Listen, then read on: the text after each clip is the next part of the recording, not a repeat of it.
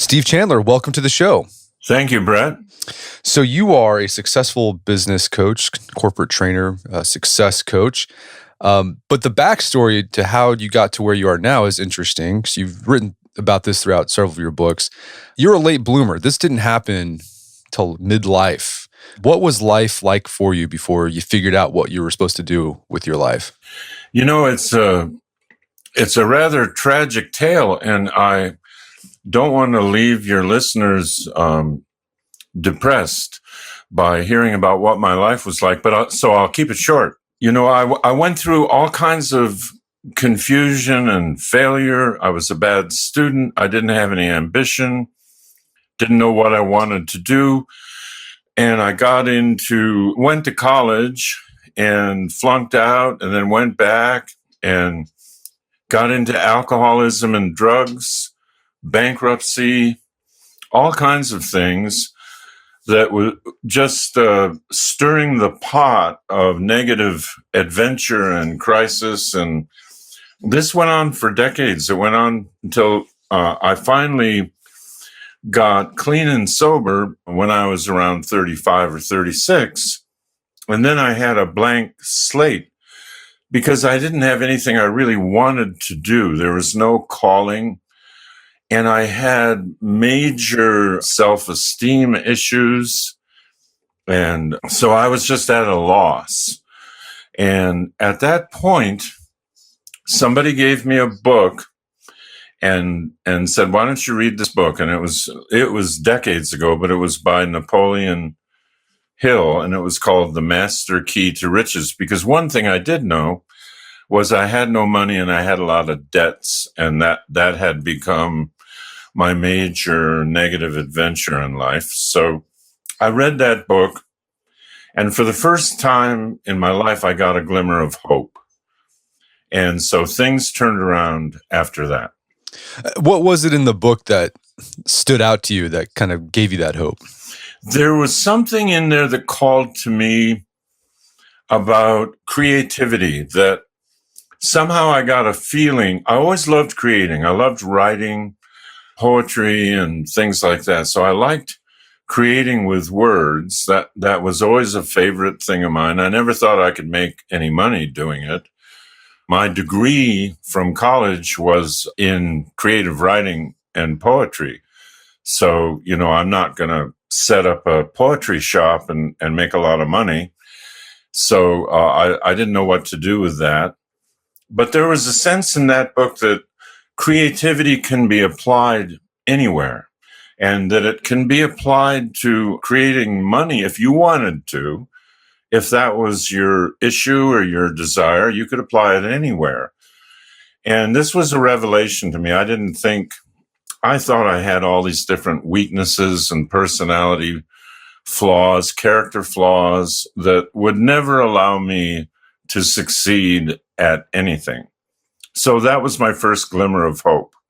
And I imagine this turnaround didn't happen right away. No, it happened in stages, which was good because, you know, I read a lot about people who have these enlightenment moments, people like Byron Katie or Werner Erhard driving across the Golden Gate Bridge and getting this flash of enlightenment on what he wants to do for the rest of his life.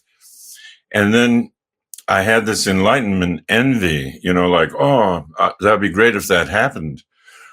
But fortunately, it happened in stages. You know, one thing led to another. I was reading books by Nathaniel Branden in self-esteem because I knew at that time, or at least thought, that was my biggest issue. I had horrible self-esteem issues. So I read his books and I got so excited by his books that I went out to see him in California and had some sessions and got connected. And so one little thing led to another. And I got into coaching. I received coaching. I went to Landmark Education, took classes. So little by little, I began to create who I wanted to be. And little by little, I saw that was possible. Well, let's talk about some of the ideas that you've been writing about and talking about for the past couple of years.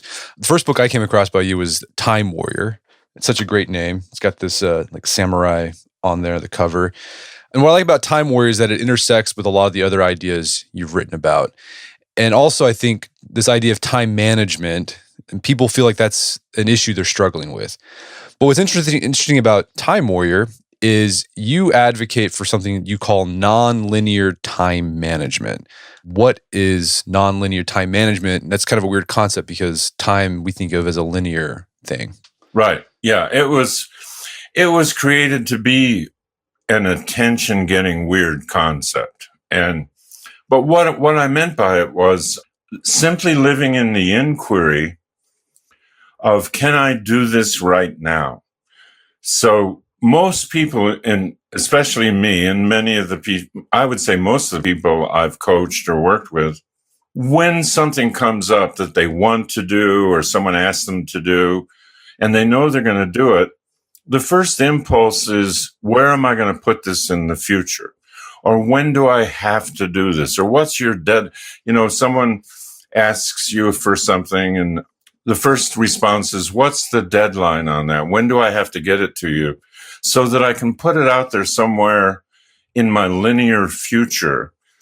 And pretty soon this linear future, this list of things that I have to get done, gets really heavy and it weighs on my mind. I wake up in the morning and I'm thinking, oh my gosh, I've got overwhelm. I've got so much to do. I should have awakened 2 hours earlier to even get a start on it. So that's kind of the linear approach. The nonlinear approach is something I learned observing some really powerful people in business, watching the way they worked. And I would bring something up like, maybe that company could be a customer of yours. And I would watch this one business leader I admired, and he would say, I think you're right. And he would grab the phone and call them. And I would think, man, that is an unusual time management system he has. Or if I would say something about anything, he would say, well, let's do it now. We're here. We're living in the now. Let's do it now. And so that became something that was so counterintuitive for people that it looked revolutionary to me. And I started doing it and I started helping other people do it. Sometimes I'd be coaching somebody on the phone and they would say, I'm feeling so bad because I've put this off so long and I need to write this letter of recommendation. And I would say, okay, hang up the phone, write it now and call me back when you're ready to finish the coaching conversation. And they would say, are you kidding me? What do you mean? I'm here to be coached by you. And I said, no, I'm here to help you see that there are things you can do right now. And that's nonlinear. The now, this moment now is not linear. It's here, it's present. It is eternal, and it's where everything great happens. In fact, I wrote a book later after Time Warrior called Right Now. And it's a revolutionary portal to getting amazing things done. And it sounds oversimplified, it sounds ridiculous. Like, well, duh. People would say, what are your tips? Like in Time Warrior, one guy asked me, and I put it in the book, what are your tips for dealing with procrastination? And my answer is, here's what you do. Do what you're procrastinating on. Do it. That's my tip. And that's what will work for you. And then once you do that a few times, it creates a new neural pathway, what Napoleon Hill used to call cosmic habit force, which was his weird fancy name for just a new habit. And the habit is, can I do this now? Someone sends you an email and says, Brett, will you write the foreword to my book? Now you have an option of saying, I wonder if I can do that right now. I've got the book. I've read it. And most people don't even look at that option. So that's what I mean. That's kind of a long answer to what is nonlinear time management. It's utilization of the now. Right, that's where the warrior metaphor comes in, because you allude to the works written by Japanese sword warriors, what they've written about. Yeah, that's right. And if they get attacked, they don't say to their assailant, could we fight later? Yeah, and so going to like this idea of procrastination, like it seems like your idea is that this traditional approach of time management, where you put things in this linear order, that's a reason that causes procrastination, right? Because you have the ability to put it in the future and put it off, thinking that one day I'll get to it, but then you just keep putting it off once it comes up. Yeah, it becomes a habit. After a while, it becomes really absurd. So someone comes up to you and says, someone in your family says, can you give me a hug? And you say, how about later tonight? I'll give you a hug. And you just say that automatically because you've created the habit of putting everything in your future. And the next thing you know is your future does not look like some place you want to go. I mean, what do you think is the source of putting stuff off? Like, why do people do that instead of just doing the thing now? Like, what's going on there, you think? I think people, after a while, do not have admiration for action. They don't value action. They value thinking and trying to decide whether things are worthy of doing, and they value the thinking part. So after a while, they don't value action like they did when they were kids. One of the great things about your site is there are a lot of things, a lot of podcasts, a lot of articles about action that can be taken on certain issues. Move your body and you'll be healthier. And it's a very, what I would say, there's a lot of thoughtful material, but there's also a real bias for action. We were designed to move and create. We weren't designed to overthink everything. So yeah, the action, and I think too, I've noticed this in my own life, and then just interacting with other people, readers, is that the thinking and like creating the to-do list, like they're sort of like pseudo actions. Like it makes you feel like you're doing something, but you're not actually doing anything. Yeah, that's right. That's a good insight. I mean, it's better than nothing, right? It's better to start putting things on my calendar or on my to-do list instead of trying to remember them. That's better. It's a better step. It is a form of action, but you're right. It also is a form of postponing action. And then the other way that people postpone action, I've seen this in my own life, is that, okay, you know what you want to do, you figure out what you want to do, but instead of just getting started, you look for more information. You've written a lot about this idea of know-how versus want to. That's right. I don't know how to do this. And like, I need to reach this person in this company, but I don't know how to get to him. And this I don't know how to becomes a habit. Like I don't know how to do it really well yet, so I'm not going to do it. Or I don't even know how to do it. Well, how to do things, it's not a mystery, how to do anything. You can get it on the internet. You can find coaches. You can get free tutorials on how to do anything. So the how to is not missing. The desire to get into action is what's missing. Yeah, and you gave this example. You're working with a client who was writing like screenplays, and she was saying on the phone, I don't know who I need to talk to get these, to get these in the right hands. And you were like, well, I do. And she's like, oh, you do? And like, how do you know? It's like, well, I'm just Googling it right now. And here's the thing you got to go do. Yeah, that's it. And I found stuff and I Googled, what do I do with my screenplay? Because that's what she was asking me. And then about 5 really great articles showed up on here's what you can do. Here's the step you can take. Here's who to send it to first. And she was just stunned, like, because it took her out of the world of, I don't know how to, which is where she began to inhabit that world by habit. That was just a habitual Like our brain has these neuronal, or however you say it, pathways that get developed and they become automatic. Yeah, I get asked a lot about like, how do you start a podcast? How should I get started with a podcast? And I'm just like, well, you just get started.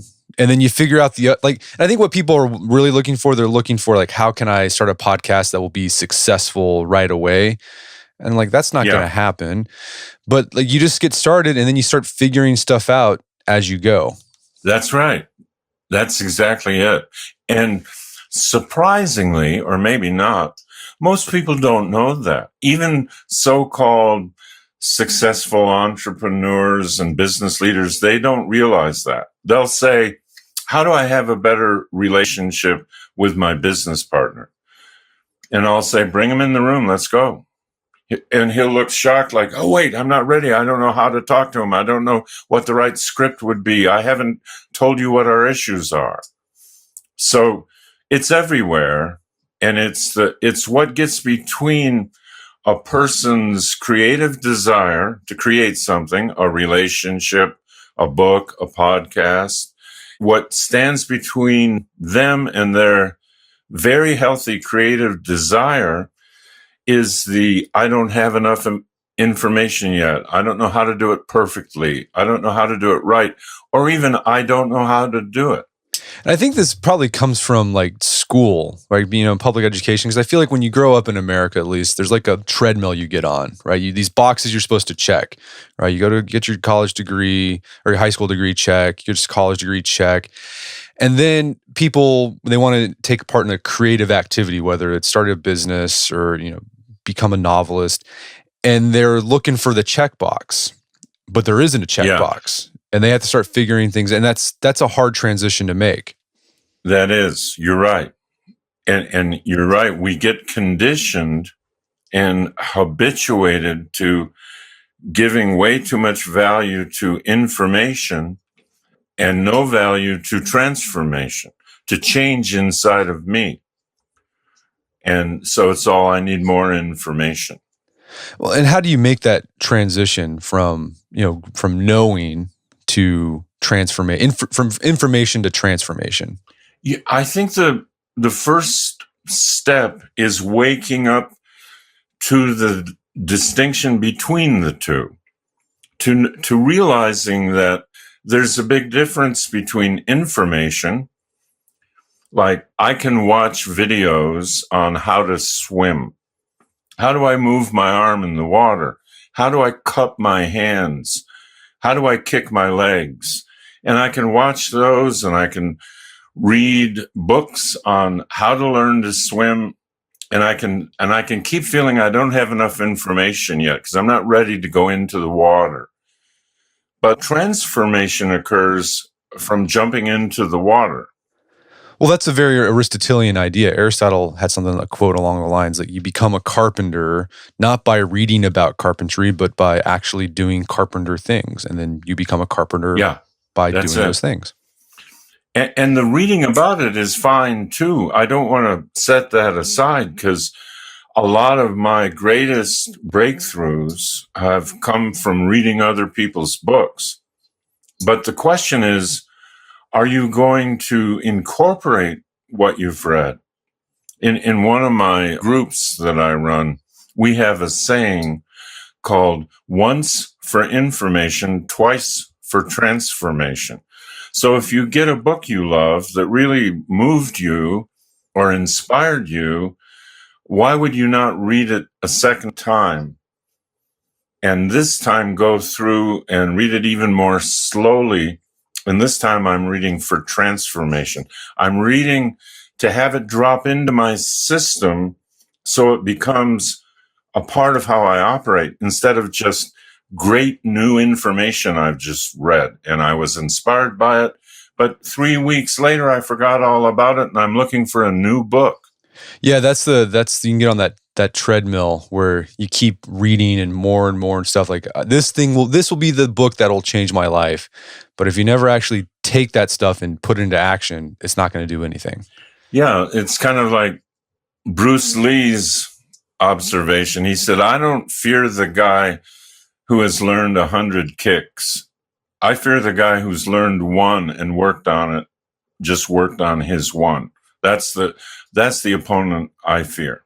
Okay, so just to clarify, you're not saying that looking for information is bad. The trick is to take that and take action on it as soon as you can. That's right. That's it. What can I use if I'm reading for a better spiritual life or a better physical life, more strength, more flexibility? I can read people's books about it, but I want to move it into my system, to my operating system. That's when a book really becomes powerful. And another reason that people put things off that you write about is that the project they want to do just seems so big, right? It's like, well, start a podcast or start a business. And they're, well, man, that's just a big thing. I'm just going to put that off to the side, maybe look for more information. But you say you need to be a warrior and just like cut that into little small pieces and then just take the next action. That's right. What's the next smallest action I can take in that direction? So if I get the idea, I'm going to start a podcast. What's my next action if I'm going to do that? Well, it might be Google. How do you create a really well attended podcast? How do you create a successful podcast? And we'll find it there. There'll be a lot of different opinions, but you'll find the opinion that calls to you. So that's next step. Now, once you're there, you want to know, what's my next small step? And so you just go from small step to small step. And before you know it, you've got a great podcast, but you didn't think of it like this has to be great. It has to reach thousands of people for me to be okay. And I don't know how to do that. So I'm not going to start until I have enough information. And this can also, this cutting things into small pieces, like alleviates a lot of anxiety about problems you might encounter. Like take debt, for example. That's something that a lot of people struggle with, and it causes a lot of anxiety because it's probably this huge number that they're thinking about at bed before they fall asleep. But once you just decide, okay, what's one thing I can do tomorrow, first thing in the morning, that will take me towards paying off this debt, well, then it becomes much more manageable and you feel less anxious. Yes, that's right. That's it exactly. So let's say I owe this organization X amount of money and I'm scared about them and I don't know what to do about it. I can't come up with all that money. Well, one small step is to communicate and get into a relationship and say, listen, I acknowledge I owe you this money. I want to promise you that it's my full intention to pay it. Here's what I can pay you right now. And that's a step in the right direction. And anyone can take that step, no matter how big the debt is. You can take that step. And that step feels good. It's like, okay, I am now active in the project of dealing with my debt. I'm taking action. And then once you take that action, the interesting thing about action is it acts as a flywheel, right? Like it builds momentum. So you've taken that one step there, and then it motivates you to take more action later on. That's right. Like I don't feel like going for a run today, right? But I'm going to put on my shoes. I'm going to put on my running shoes. I'm going to go out the door. I'm going to start my run. That's all I have to do. And I might start running real slowly. But after a while, like you say, the flywheel starts to activate and the momentum inside you starts to build and you don't have to force it. And next thing you know, you're flying down the road, really enjoying your run. And you're thinking, what was I thinking? Why was I so resistant to this run? Well, that's giving too much value to my thinking and not enough value to, doesn't matter what I was thinking. When I want to run, I'll just go out and run. And the other thing too, that you make a point of is that it's one of the issues is like you have these big problems or big projects that you're wanting to accomplish. And there's this tendency to think, okay, I'll take an action, but it's got to be a big action. But it doesn't have to be, right? Like it can be like super, like don't denigrate small steps, because you do that every day, you're going to make progress.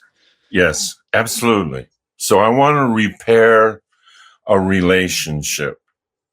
So I might bring her a flower. and say, this is for you. I wanted you to have it. I want this relationship to be better. I'll do what it takes. I'm a work in progress. Anyone can do that. That's a step in the right direction. That hasn't repaired the whole relationship like I'm thinking I have to do. And that's the problem with this overthinking that we've gotten into in our society, is we overthink everything so much. It's very hard to decide what to do next. And we end up doing nothing or distracting ourselves on Netflix until we feel like doing something. I want to go back to this idea of problems that come up in life. Something you've written about is that whenever you encounter a problem, the first thing you need to do is capture it. What do you mean by that? Well, not be afraid of it, not see it as scarier than it is. So I want to capture it for what it is and put it in front of me. What's really here? What really needs to be done? Now, given this situation, what needs to happen? And that has captured the problem, put it in front of me, and allowed me to look it right in the eye and allow myself to say, okay, I see what it is. Now I'm going to ask what needs to be done. And that way, the problem no longer lingers in the back of my mind. Most people have their problems lingering in the back of their mind, like, I don't want to go there. I don't want to think about that. And so this would involve, I mean, this would be as simple as just writing the problem down. And I think the interesting thing too is you might figure as you write it down that the problem that you thought was a problem is not really the problem. Yeah. Yeah, that often happens. And the more I look at it, the more I return to my own power. So I had a coach once who changed my relationship to problems, because he would never say, if I brought a problem in to him and he was coaching me on my business, he would never say, oh, gee, this is a real problem. How do we solve it? With all the focus on the problem, like the problem had all the power. He would say, okay, given this situation, which I declare to be neutral, not horrifying, not scary, I'm not going to label it. It's neutral. It is what it is. Given this situation, what would you like to create? And that was a completely different orientation to me, because it would return me to my own creativity and show me that that was always the solution. Well, it sounds like that sort of paradigm shift gets you out of a reactive mode to a proactive mode. That's right. It does. It opens your mind. It opens your access to divine intuition, creativity. If you put it in a religious context, it returns you to spirit. It allows divine intervention to occur. It opens your mind to better solutions, because now, in a lighthearted, open way, you're seeing more possibilities.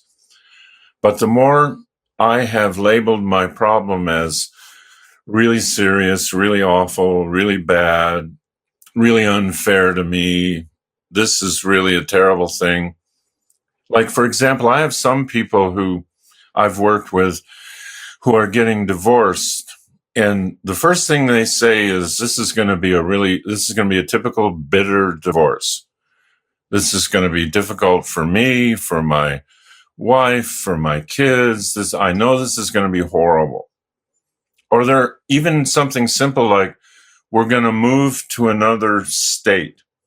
And I know making a move is inherently stressful. It's one of the great stressors in the world. So if I enter that adventure of moving, which is neutral, it's just something to be done, and I've already labeled it as stressful, overwhelming, a terrible hassle to go through. And then I talk to other people and they say, oh man, you've got a divorce coming up. I've been through one of those. Or, oh man, you moving. Oh man, all the boxes and all the negotiation. I don't envy you. And people get support for their victim status. And now they approach it like a victim. So if I'm thinking of myself as a victim and I'm approaching something that needs to be done, my energy will be low, my mood will be low, and my creativity will be non-existent. My imagination will not be there. My spirit will be low. So how efficient, how effective am I going to be? Well, another mind trick, I don't want to call it a mind trick, another shift you can make to a problem or a different way to approach a problem that's more positive is, you talk about this in Crazy Good, your book, to think of it as a game. Absolutely. It's a game. So I can make a game out of anything. I used to work in factories, and I had a friend there. We were working, making these little parts for the automotive industry. And so just for the fun of it, because we were young and we were still in touch with our playful spirits. We hadn't talked ourselves out of those while growing up, like most people do. We would make a game of it and say, okay, I'll race you. I'll see how many pieces I can make by the top of the hour, and you see how many you can make. And we made a game of it, and it was really fun. So you can make a game of anything, because that's just a viewpoint you take. Yeah, we had a podcast guest a while back ago named Ian Bogost. He is a media studies professor, philosopher, kind of talks about video games. But he talked about this idea of turning problems into games. And the example he gave to me that I thought was really interesting, because it's a boring thing. He had an issue in his neighborhood, and I think he had to go to like the zoning committee and like go to like city council meetings, which is like really boring and tedious. But instead of approaching it that way, it's like, oh, this is just a game. These are like little things I got to do. And it actually made the process more pleasant, because instead of seeing these things, these processes he had to go through as tedious red tape, he thought of like, well, this is just like I'm playing a video game and I got to do these things to get to beat the big boss. Yeah, that's great. That returns him to his innate creativity and to his innate playful spirit that he was born into, but most people talk themselves out of that and they do it by labeling everything before it even occurs. You know, they don't even have a conversation with somebody. They label them. Oh, that person is toxic white male. That's the label I'm going to put on him based on what I read that he just wrote. So that's all I have to think about. And so that guy's an idiot. He's evil. He's dangerous. So there's no dialogue. There's no way to create a good agreement with things that you've labeled already. So another thing you talk about in the book is this idea. We talked about overwhelm, and the way you overcome overwhelm is you just cut things into small pieces and just start taking action. But there's this other idea that people who practice linear time management is like, I'm getting behind on stuff, or this is a bottleneck. How does a time warrior view, getting behind on tasks or even failing or bottlenecks? Well, I can only do what's in front of me at the moment. And so if I'm behind on something I've promised, that's good information. I want to realize that. So I want to change my game so I can catch up. But I don't want to just live in the repeated thought, I'm behind, my life is a race against time. If I take a vacation, this happens to a lot of men in business. People recommend you need more balance. You're burning yourself out. You're too focused on your business. Your relationships are not going well because of that. Your health is not good. And so they recommend take a vacation, sit by the beach. And they think when they get by the beach, they think I'm behind. Every day I'm at the beach, I'm falling further behind. So in their mind, it's a linear race against time. I've got to get to some place in the future to be okay. And it just becomes habitual thought pattern. People think they're behind on things they're not behind on. They're doing a podcast and I only have 2,000 subscribers. And so I'm way behind what Brett has done. Well, yeah, but you're way ahead of where you were 6 months ago. So this labeling I'm behind is optional. Well, and I think another interesting too is a lot of things we think we're behind on, those tasks, like we actually don't need to do them. Like we just think we need to do them, but we don't need to do them. That really happens a lot with men in business. Especially in a smaller business where they just simply don't delegate. They think only I know how to do this really well. And so they think they've got all these things to do when in reality, there are many things they don't have to do that they think they have to do, or there are many things that if they gave them to someone else, if they ask for help, do you mind doing this? Could you do this for me? I really trust you to do a good job on this. Would you mind doing it? Can you do this? All of a sudden, they've delegated everything and they're just sitting there. And it's like, oh my God, I never knew I could do this. Yeah, I have a friend who he's a small business owner, and something he does every now and then is for a week, he'll just like not do anything.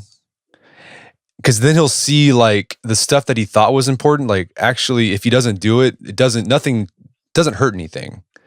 And then he actually discovers that, okay, I don't have to spend that much time on that stuff, but here are other things that I can focus my time on that will actually provide more return on investment.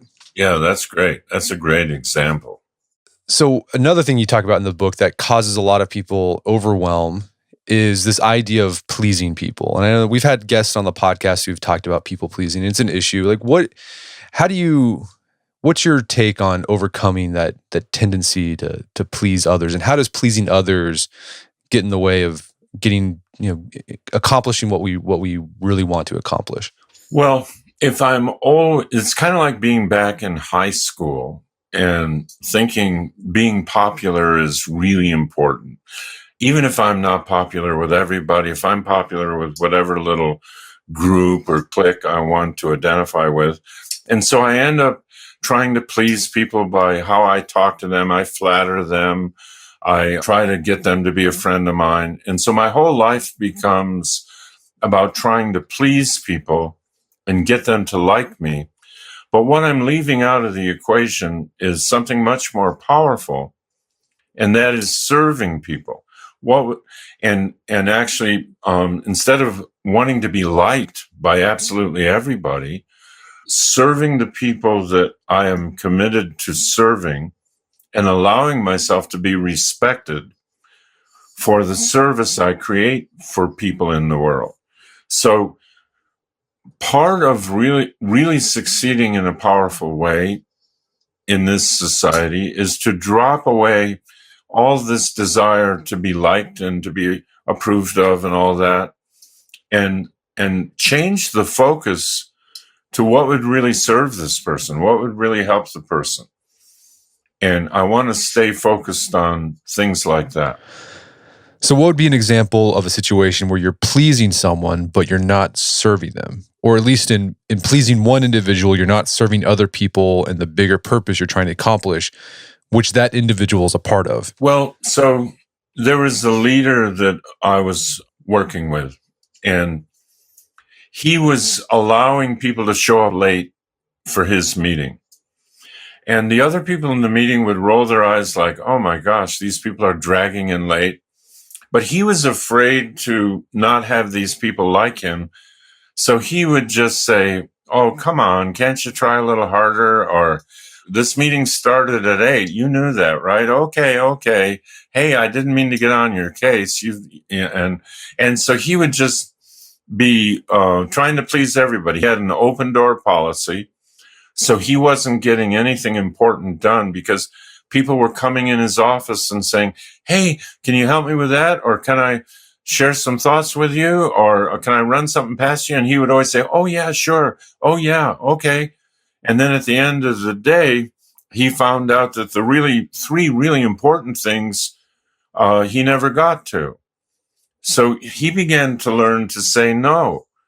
And he put a little sign on his door that would say occupied or something like that, or do not disturb.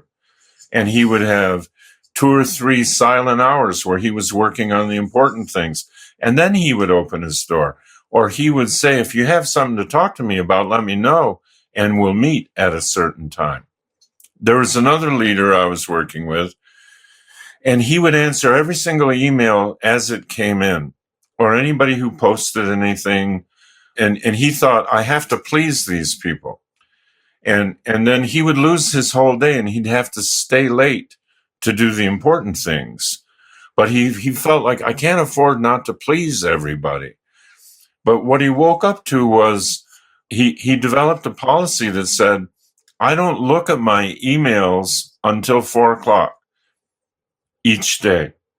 So if you have some emergency, something you really absolutely need my attention on, come see me or call me. Otherwise, just know that your email won't even be looked at until 4, and that's the way I'm going to operate. And people were fine with that. They thought, oh, okay, that's how he works. I'm going to send him an email, and I realize he's not going to answer it right away. So those little things where we think we have to please everybody with every little thing has us be dishonest, has us end up resenting these people. Someone says, will you go to the ballet with me? And I say, oh, okay. And then I hate the ballet and I hate going and I resent the person and I feel like I'm falling behind, instead of saying, I really don't like the ballet. No, there was an example, it's a novelist, I think it's Neil Stephenson, he's a sci-fi writer, but he wrote this thing about social media. He's not really active on social media because he says, if I were to do that, like it takes away time from the thing that I'm really good at, which serves people, like why people like follow me in the first place, like write novels. So like he has a very light social media presence. But like there's a lot of people who are creative types, they feel like they have to be there on social media all the time, talking with their readers and promoting stuff. But like that's time that they could be spent writing their next their next book. Yeah, and nothing wrong with it if you've made that clear choice and you've said, this is what I really want to do. I love being on social media. I really enjoy interacting with my readers. Then that's fine. That some writers and public figures are really good at that. They enjoy it, and it's a conscious choice. But most people think, I think that's what I'm supposed to do.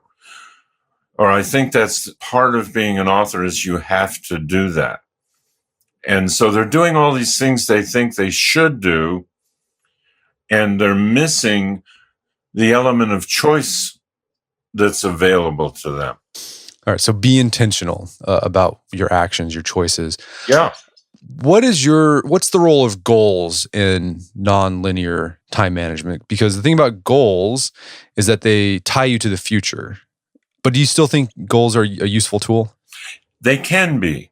Now, if they don't serve me, if I put a big goal on my wall, I'm going to make $1 million next year.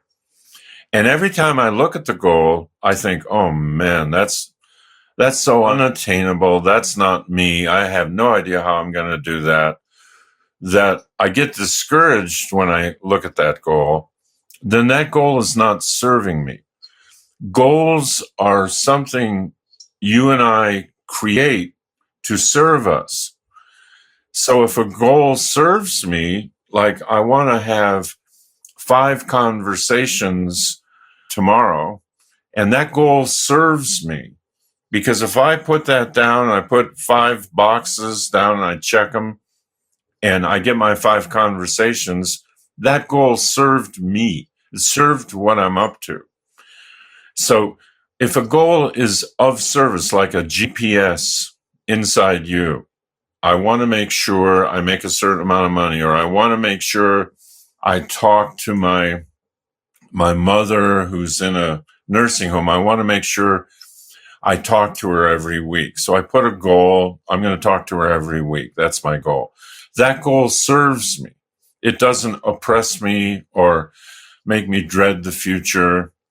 So make sure, if a goal is not serving you, if it's not a really nice GPS that keeps you on your path, or it's not something that inspires you and says, oh yeah, I'm going to be an Olympic gold medalist, and every time I see the gold medal I've put on my wall, I get inspired, then goals are fine. They're acts of creation that can be very inspiring, but they're not necessary. They're not like, I don't have any goals. There's something wrong with me. I need to set goals. Not necessarily. Well, this leads nicely to my next question, which is this. So a time warrior, the way you've been describing, like he knows what he wants to do and then he does it, right? So he doesn't let know-how or the lack of know-how get in the way. He just starts taking action. But you have to know what you want to do. So like what if you don't know what you want to do with your life? Like maybe someone's like you, right? After you sobered up, you didn't know what you wanted to do. How did you figure that out? Well, the answer is to choose. So let's say you're sitting in a restaurant and the waiter comes by. Do you know what you want? No, I don't know yet. Can you give me a few minutes? Now, would I sit there all night saying I still don't know what I want and starve to death? Eventually, I would choose. So let's say I don't know what to do as a profession. I'm going to choose something and go there and see how that is. So the fact that I don't know what to do doesn't mean I can't choose and get into action. I never had this thing where I want to be a coach, I want to be a corporate trainer, I want to be an author. I never had that. It was just next choice, next choice.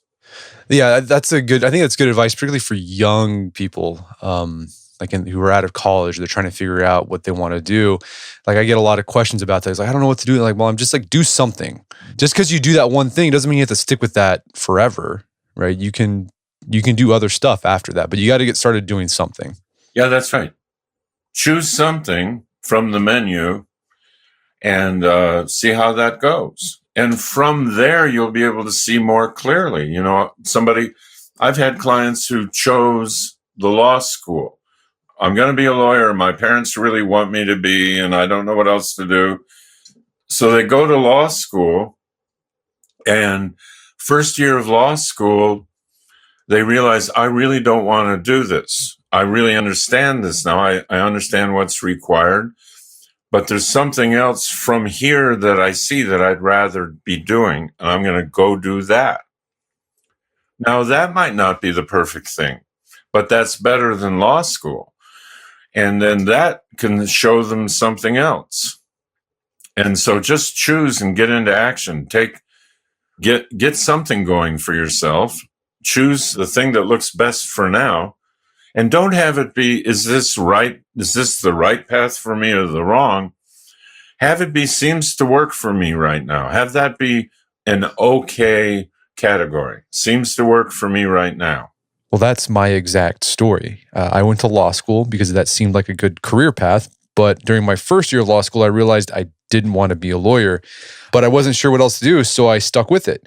And it was during this time that I started the Art of Manliness as a hobby, but that wasn't a job option yet. It wouldn't be viable option until I graduated. So in the meantime, I remained 100% committed to my studies, trying to get the best grades, doing internships. Like you said, I just did what seemed like the best option at the time until other possibilities emerged. So what that does is, okay, not only does doing something, it's going to open up other paths. You're going to start seeing stuff as you take that action, but also creates that habit of just taking action and doing something instead of just, being just paralyzed by indecision. Yeah, that's right. It does. It starts to develop that habit. So Michael Jordan, if you asked him in high school, what does he always want to be? He wanted to be a baseball player. That was his dream. I want to play baseball. It turned out he was very good at basketball. And so he followed that. This seems to be working for me at the time. And then later in his life, he went back and tried to do his dream of baseball, but just go with what's available. If I'm sitting in a restaurant and I'm in a Mexican restaurant and I want some kind of fancy French meal, it's not on the menu. I've got to go with what's there at the time.